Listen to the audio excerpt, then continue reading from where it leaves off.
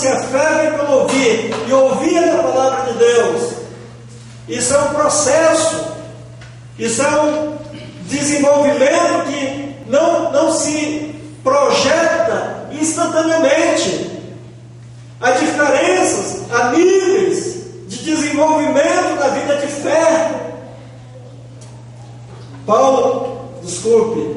autor dos Hebreus, alguns dizem que é Paulo, e o Marcos, eu já sabe que eu penso que é Paulo, só que eu não afirmo. Ele diz que havia muitos, no capítulo 5, que, verso 12, talvez devido ao tempo decorrido, já deveriam ser mestres, mas ainda estavam como alguém que estava tendo necessidade de ser ensinado de novo quais são os princípios elementares dos oráculos de Deus. A vida cristã não é como um mapa, ou quem sabe um quadro que nós estabelecemos estatísticas e que todo mundo segue aquele programa de crescimento, de desenvolvimento na vida de fé. Inclusive, o próprio autor dos Hebreus reconhece isso, dizendo que talvez, devido ao tempo, eles já deveriam ser mestres, mas ainda estavam precisando dos elementos, das coisas elementares dos oráculos de Deus, da palavra de Deus. Talvez porque eles estavam com o ouvido negligente, não estavam atentando para aquilo que de fato tem valor, porque na verdade, muitas vezes, nós nos envolvemos com as coisas deste mundo, que são legítimas, que são naturais, e nós esquecemos das coisas principais. A fé vem pelo ouvir, e ouvir da palavra de Deus. Eu faço a pergunta: se nós queremos crescer, desenvolver, o que nós precisamos fazer? Nos alimentar adequadamente. Quem é que come uma vez por semana?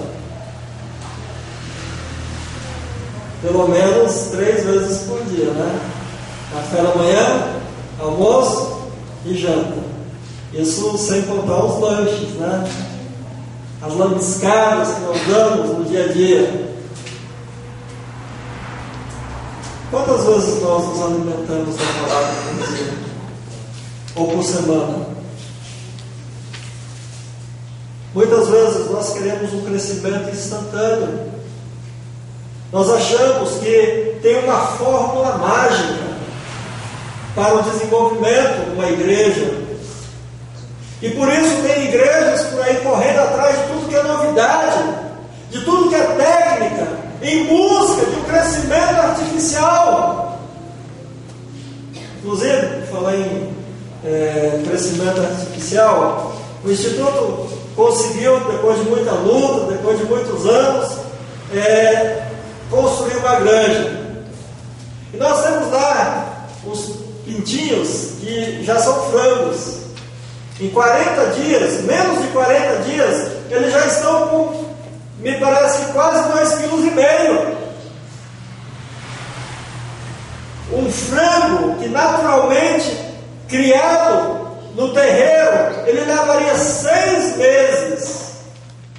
Aquele franguinho, em 40 dias, ele já atingiu o que em 6 meses um frango caipira atinge.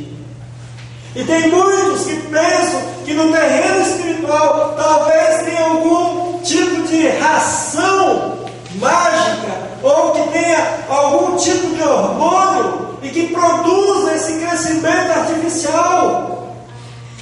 Não é assim. A vida da igreja, a vida com Deus, é mediante luta. O crescimento tem que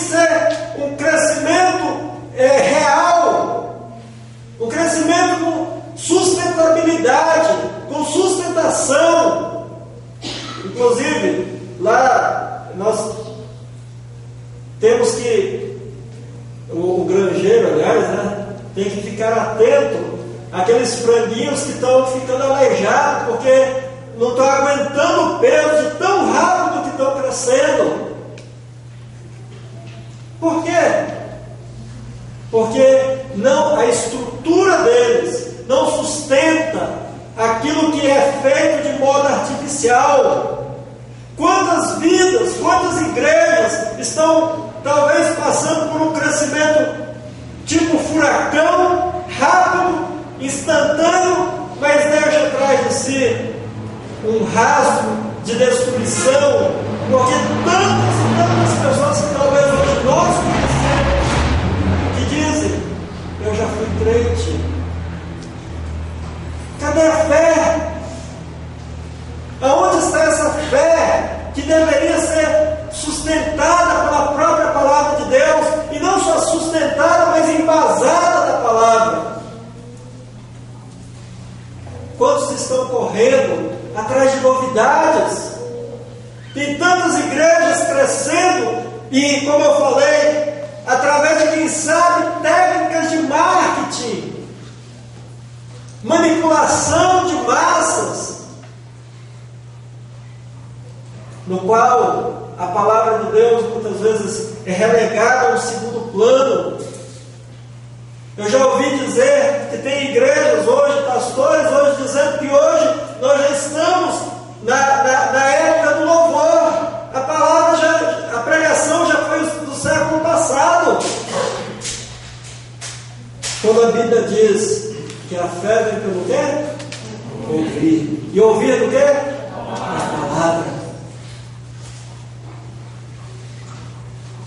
Por isso, uma igreja que de fato quer ser missionária, ela tem que estar estruturada na palavra. Ela tem que pregar a palavra.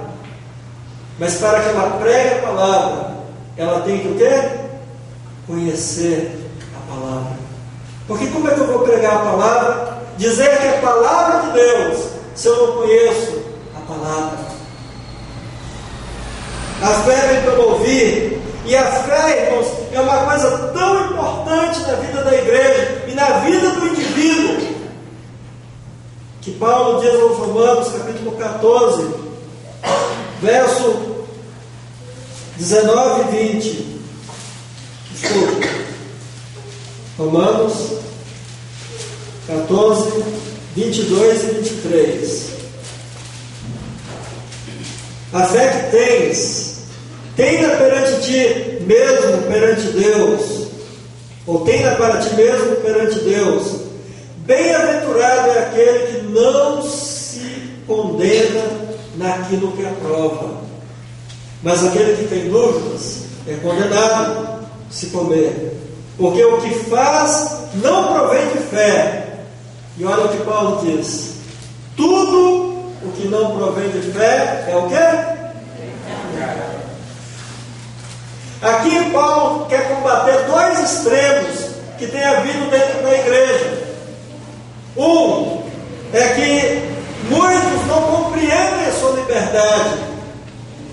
Tanto é que Paulo diz no início desse capítulo: acolheram o que é débil na fé, não porém para discutir questões de opinião ou discutir opiniões. No verso 22 ele diz: a fé que tens, tenha para ti mesmo perante Deus. Bem-aventurado aquele que não se condena naquilo que aprova. Então havia pessoas que achavam que se ela não